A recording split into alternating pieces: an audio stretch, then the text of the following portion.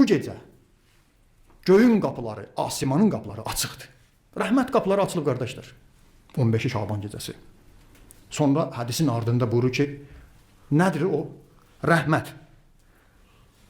Allahın razılığı, Allahın bağışlanmağı, Allahın lütfi, tövbə, nemət istəyirsən, hədiyyə istəyirsən, yaxşılıq istəyirsən.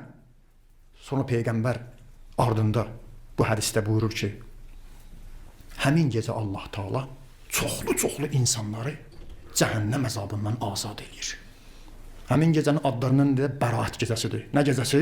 Bəraət. Soruşurlar qardaşlar, Bəraət gecəsi haçandır? Həmin o Bəraət gecəsi də 15 Şaban gecəsidir. Niyə həmin gecəyə Bəraət gecəsi deyirlər? Bəraət uzaq etmək, çəkinmək.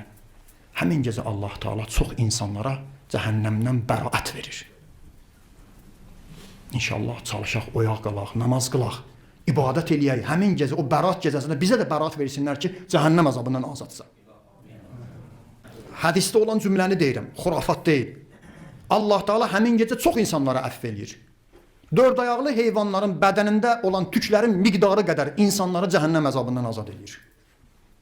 Allah biz onlardan biri qərar versin. Sonra buyurur, bu gecə insanların ömrü təyin olunur. İnsanlara həmin gecə 1 illik ruzilərinə təsiri var. Allah Taala 1 illik insana xeyir bərəkətləri də həmin gecə hədisin ardı gedir. Sonra hədisin bəzi əməlləri var. İnşallah oyaq qalın, bacardığınızı eləyin, dua eləyin.